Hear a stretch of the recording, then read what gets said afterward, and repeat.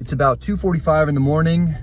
I played a 2-5 session for 5 hours at Red Rock, and I was down 26-15 when I left. So I wasn't planning on filming anything today. I put updates on Instagram about that, and I just checked out the Orleans, but I was 6th on the list for 2-5, and there's only one game, so it was gonna be really tough for me to get in.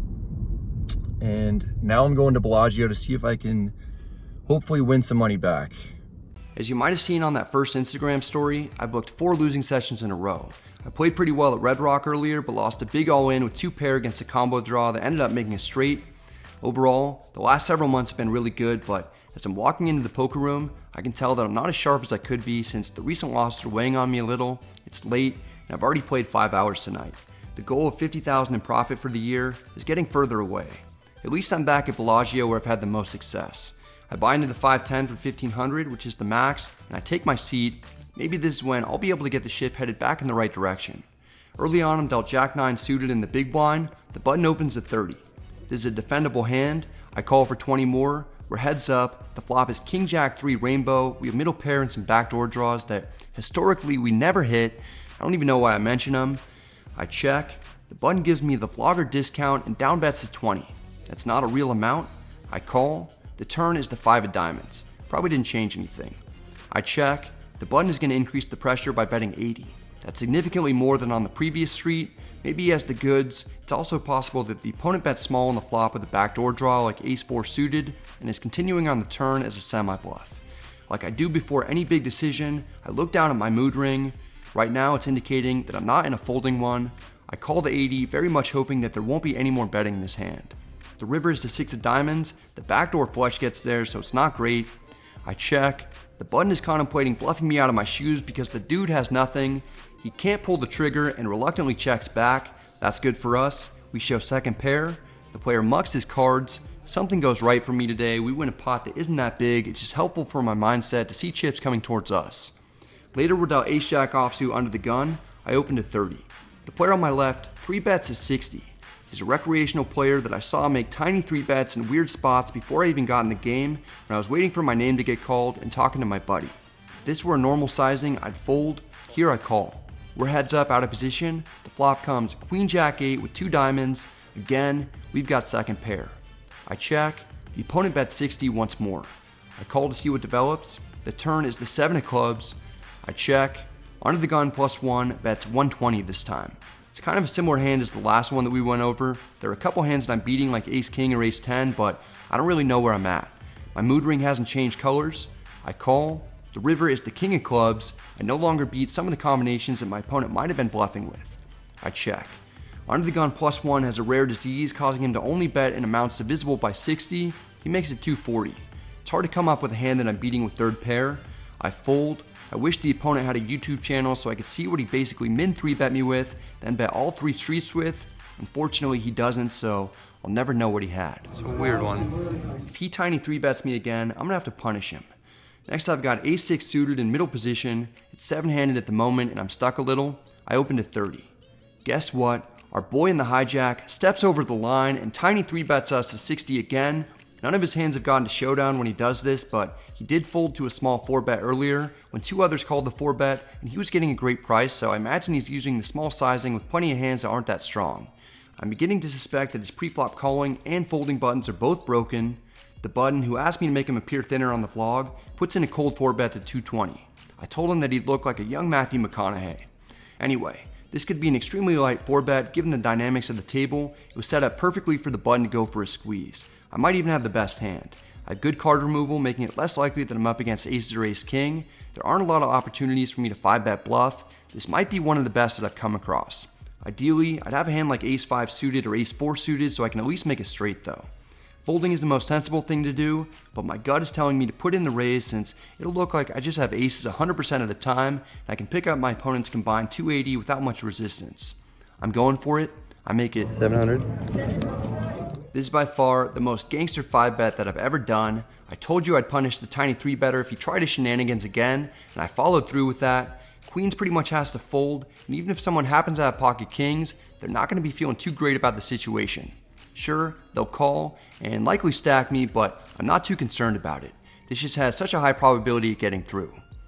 Except it doesn't. The tiny 3-better flats to 700 for 640 more. This is a complete nightmare situation for me. I almost definitely don't have the best hand, and I only have 650 behind. I'm already formulating a plan for what types of flops that I'll be donating the rest of my chips on. This is about as bad as it could be. Wait for it, it gets worse. The button jams for 1450 total. He has me covered by 100. It's only 650 more for me to call. I'm getting 4.25 to 1, and the player behind me is never folding either, so I'm basically getting 5.25 to 1. If I'm up against 2 ace kings, I can theoretically and plausibly have the best chances of winning, which is kind of nuts to think about. I also won't be in bad shape if both players have pocket pairs below aces. If either of these guys has aces, that's when we start running into big trouble. If someone has a hand like kings and the other player has a better ace, I'm also in bad shape. It doesn't really matter that much. The odds just don't allow me to fold. I call and slide in the rest of my chips. The hijack also calls as I expected. We're somehow in a 6-bet, 3-way all-in pot with ace-6 suited. I wish I was anywhere else right now. I'm gonna need a lot of help here. Alright. This is definitely video worthy. Oh yeah, I might be drawing dead. Yeah. We're playing a $4,000 pot that we're gonna have to get lucky to win. The dealer somehow puts out king 3 deuce with 2 spades. That pumps a ton of life into me. We have a draw to the nuts and a backdoor straight possibility. The turn is black, but it's the 4 of clubs. We don't have a flush, but at least we pick up a straight draw. A red 5 would be a very interesting way to win this. I'll take a spade though. I'll actually take whatever will give me the winner. The dealer puts out the 7 of clubs. We flopped and turned the world, but completely bricked everything. It's especially gross since the black cards on the turn and river only teased us more. My elaborate play doesn't work out. I get punished and lose the maximum. That's exactly what I deserve for trying to get fancy. And also for TPing all those houses in high school. With my Red Rock loss earlier and losing a buy-in here, I'm stuck about 4,000 on the day. The only good thing about this is that I called the all-in, so I at least don't have to show my cards first. No one actually seems all that enthusiastic to reveal what they've got. Show me something. Ace-9. The button was supposed to show first since he's the 6-bet jammer. The tiny 3-better decided to beat him to it. I'm glad that he did because he shows that he 3-bet to 60 with ace-9 of hearts, then called 640 more with it, then called after 2 people were all in for 750 more with it. If somehow ace-9 is the winner, I'm gonna have to pull out a top to spin just so I can be certain beyond a doubt that I'm not in someone else's dream right now. The button shows that ace high is not gonna be the winner. Jacks.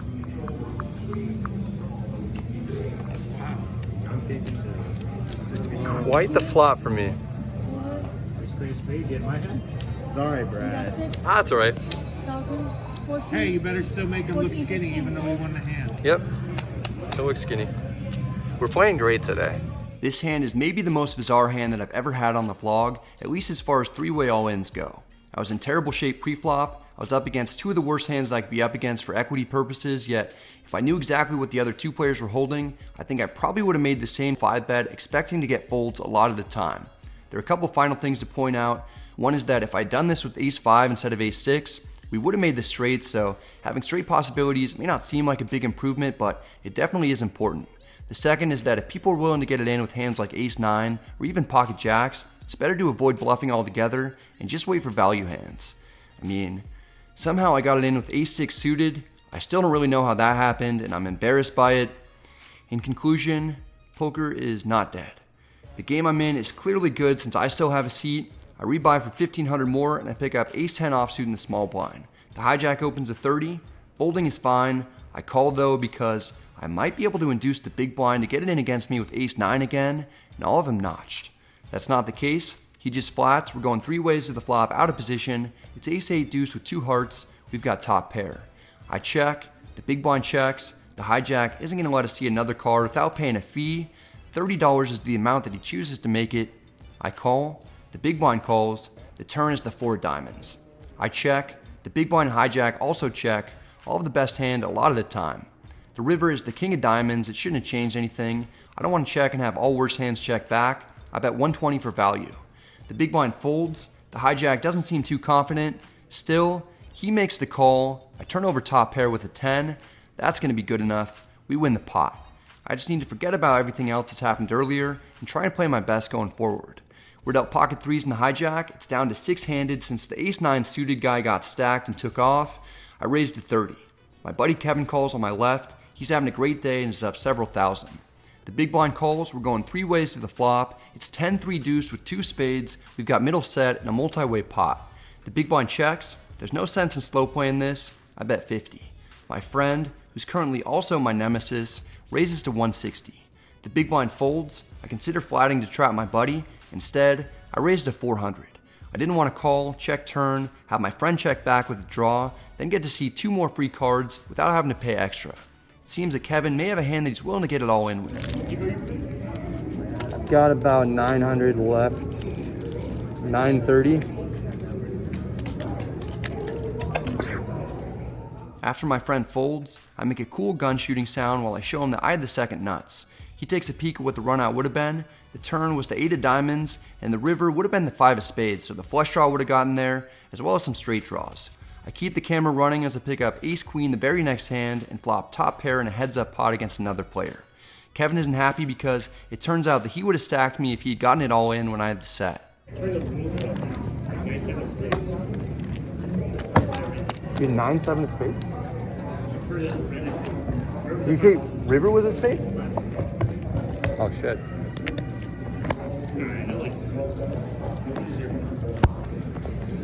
Well, I'm playing great. That's the good thing about today. As people are racking up, we get dealt our 3rd playable hand in a row with queen jack offsuit in the big blind. The small blind raises to 30. I call for 20 more. It's heads up. We're in position and the flop comes queen 10-5 with 2 spades. We've got top pair and some backdoor draws. The small blind bets 20. I'm gonna have the best hand most of the time. I raised to 50 for value. The small blind, who I should mention is capable of doing some wild things, appears to be stuck and might be tilting. He raises to 160. This seems very fishy. It feels like he's making a move on me. I call. The turn is the 7 of clubs, so no draws get there. The small blind isn't letting up. He bets 340. He's saying that he's got an overpair or 2 pair or better. I still don't believe him. I call. The river is another queen, so we've got trips and a big pot. The small blind checks. I've got 1100 in front of me and the opponent has me barely covered. I'm contemplating a few different options. If the small blind really had a monster the entire time, he might have checked river to induce a bet from me if he thinks that I'll have a missed draw and can't call a bet, or if I have trip queen so that he can call or come over the top with a full house. On the other hand, maybe he isn't quite that strong but still had a good hand like an overpair the whole time. If I jam, it could look like a bluff with a missed draw and he might call light with aces or even a hand like 10-5 suited to flop 2 pair but now has been counterfeited. I don't get the sense that I'm being trapped by a boat. Let's see if the small blind is willing to play for all of it with a worse hand. Come on. Oh, yeah. Without too much hesitation from the opponent, he throws his cards in the muck. He probably had a missed draw of some sort. That was the last hand of the night. We didn't play great at all, but at least we won the last 3 hands in a row to get some money back before all the players rack up.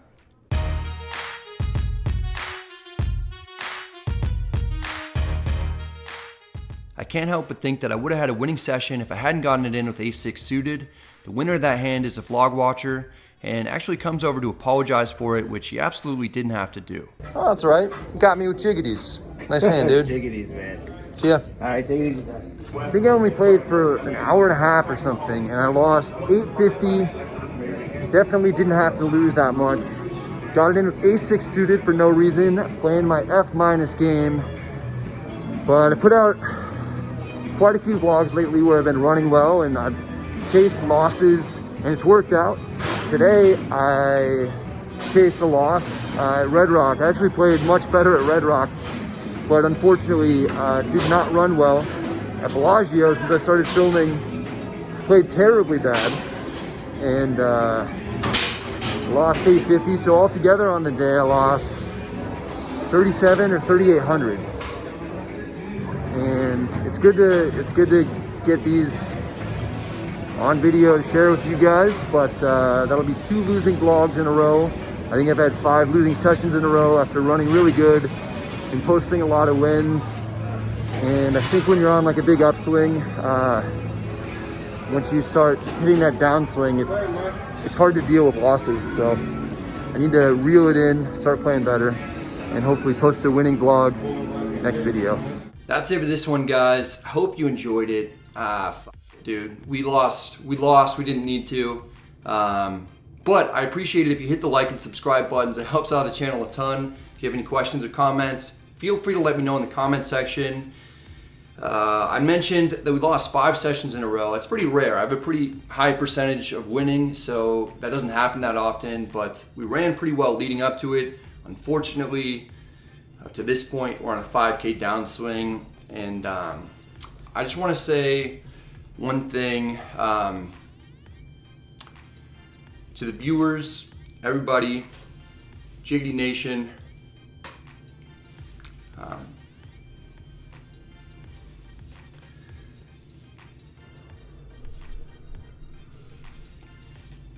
I'm sorry, extremely sorry. You know, we were hoping for a 50K year. That was my goal, something that the vlog has never done here.